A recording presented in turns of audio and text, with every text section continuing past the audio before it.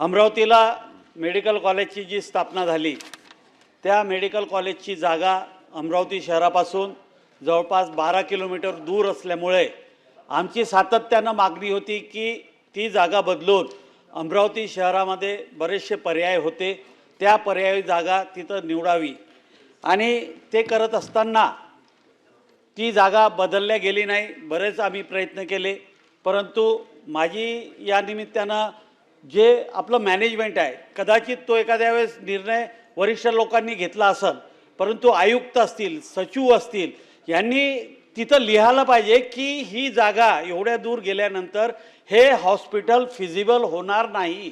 ही मागणी आम्ही सातत्यानं करत आहे। त्यानंतर मग सभापती महोदय, आत्ता वर्ल्ड बँकेची जी टीम आली होती त्यांना फायनान्स देण्यासाठी, त्याच्या सर्चमध्ये ही जी जागा अलॉट केली होती ती जागा फॉरेस्ट निघाली, आयडेंटिफाय फॉरेस्ट निघाली।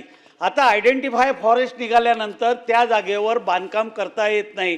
त्यानंतर सुद्धा आम्ही मागणी केली की आता तरी ती जागा बदलावी, 4 पर्याय दिले। माजी मंत्री महोदयांना विनंती आहे की आम्ही जे मागणी करत आलेलो आहे, कारण की ही जागा फॉरेस्टची जर ताब्यात घ्यायची म्हटलं तर आता त्याला एक कमिटी, दुसरी कमिटी, आता मंत्रालयात तो प्रस्ताव आला आहे, मंत्रालयातून सेंट्रल गव्हर्नमेंटकडे जाणार, म्हणजे पहिलेच 1-1.5 वर्ष जो लेट झालेला आहे ते पुन्हा आमचं हॉस्पिटल लेट होणार आहे मेडिकल कॉलेज। त्यासाठी ही जागा बदलून देणार का, हा माझे 2-3 प्रश्न मंत्री महोदयांना आहे। आज तुम्ही पाहिलं की गव्हर्नमेंट मेडिकल कॉलेजवर खूप राजकारण चालू आहे।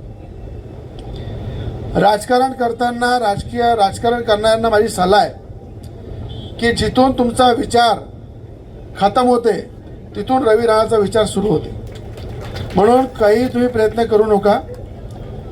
कालच मुख्यमंत्र्यांची सही घेऊन जे फॉरेस्टचा थोडासा विषय राहिला होता तो इथून आरओपी पासून, डीओपी पासून, CCF पासून तर दिल्लीचं जे हेड ऑफिसर नागपूरला त्याचे रामाराव साहेब आहे त्यांची सही घेऊन, प्रधान सचिव महेशकर साहेब जे मंत्रालयामध्ये असतात फॉरेस्टचे त्यांची सही घेतली, आमचे गणेश नाईक साहेब फॉरेस्टचे मंत्री त्यांची सही घेतली, मुख्यमंत्र्यांची सही घेतली आणि कालच पूर्ण फाईल घेऊन आणून नागपूरच्या आपले CCF ऑफिस जे आहे नागपूरचं, जे आपलं नोडल ऑफिसर आहे त्या ऑफिसमध्ये आपण त्या ठिकाणी सबमिटसुद्धा केलेली आहे। म्हणून काळजी करू नका। हे गव्हर्नमेंट मेडिकल कॉलेज 30 एकर जागेमध्ये बंडनेरामध्येच होईल।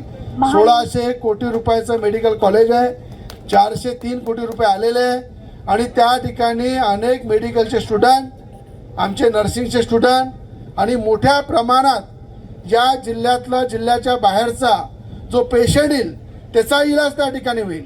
त्या ठिकाणी अनेक लोकांना रोजगार मिळेल, अनेक महिलांना रोजगार मिळेल। म्हणून किती यांनी जर भाषणं दिले त्या सभागृहामध्ये, किती बोंबलले तरी एक लक्षात ठेवा, कायद्याला धरून, नियमाला धरून त्या ठिकाणी सगळ्या मान्यता आपण प्राप्त केलेल्या आहे।